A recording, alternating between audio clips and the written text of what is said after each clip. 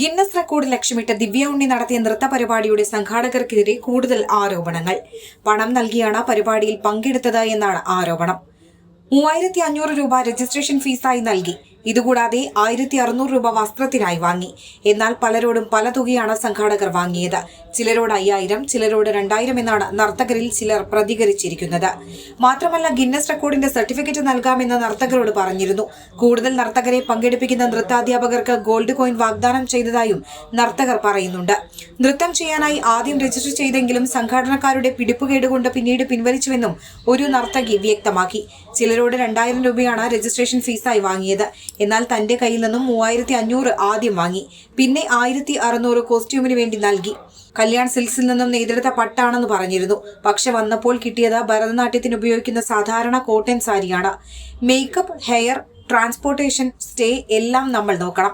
Guinness റെക്കോർഡിന്റെ certificate നൽകുമെന്ന് പറഞ്ഞിരുന്നു. ഇതിനു മുൻപ് റെക്കോർഡിന് വേണ്ടിയുള്ള പരിപാടിക്ക് പങ്കെടുത്തിട്ടുണ്ട്. എന്നാൽ പൈസ കൊടുത്തിട്ടില്ല. ഇവർ നേരിട്ട് നർത്തകരെ ബന്ധപ്പെട്ടിട്ടില്ല. നൃത്ത അധ്യാപകരെയാണ് ബന്ധപ്പെട്ടത്. പൈസ വാങ്ങിയിട്ടും നല്ല സ്റ്റേജ് ഉണ്ടായില്ല എന്നാണ് ഒരു നർത്തകി പറയുന്നത്. തന്റെ 2 കുട്ടികൾ പരിപാടിയിൽ പങ്കെടുത്തപ്പോൾ 12000-ന് മുകളിൽ രൂപ ചിലവായി എന്നാണ് മറ്റൊരാളുടെ പ്രതികരണം. സ്കൂൾ ടീച്ചർമാരാണ് ഈ പരിപാടിയെക്കുറിച്ച് പറയുന്നത്. തന്റെ 2 കുട്ടികളാണ് പങ്കെടുത്തത്. ഒരു കുട്ടിക്ക് 5000 രൂപ അടയ്ക്കണമെന്ന് പറഞ്ഞു. സാരിക്ക് 1000 രൂപ വേറെ അടയ്ക്കണമെന്നും പറഞ്ഞു. 2 ഗഡുവായി അടച്ചു. 12000-ന് മുകളിൽ രൂപ ചിലവായി. പരിപാടിയുടെ സമയം പേടിയാകുന്നു എന്ന് മക്കൾ പറഞ്ഞിരുന്നു.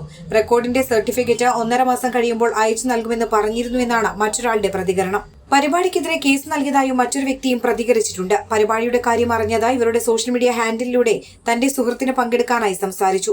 ഇവർ തന്ന നമ്പറിലാണ് കോൺടാക്ട് ചെയ്തത്. ഡിസംബർ 20-നായിരുന്നു വിളിച്ചത്. അതുകൊണ്ട് പറ്റില്ലെന്ന് പറഞ്ഞു. മറ്റൊരാൾ പറഞ്ഞതനുസരിച്ച് പിന്നെയും വിളിച്ചു. എന്നാൽ കേട്ടാൽ അറയ്ക്കുന്ന തെറിയാണ് പറഞ്ഞത്. ഈ പ്രശ്നത്തിൽ കേസ് നൽകുമെന്ന് പറഞ്ഞതിനാൽ കുട്ടിയെ പങ്കെടുപ്പിക്കാമെന്ന് പറഞ്ഞു. 4500 രൂപയാണ് രജിസ്ട്രേഷൻ ഫീസ് എന്ന് പറഞ്ഞത്. പിന്നീടാണ് പലരുടെ കയ്യിൽ നിന്നും പല തുക വാങ്ങിയതായി അറിഞ്ഞത്. 25-ാം തീയതി പാലാരിവട്ടം പോലീസ് സ്റ്റേഷനിൽ പരാതി നൽകി. പക്ഷേ നടപടി ഉണ്ടായില്ലെന്നാണ് ആരോപണം.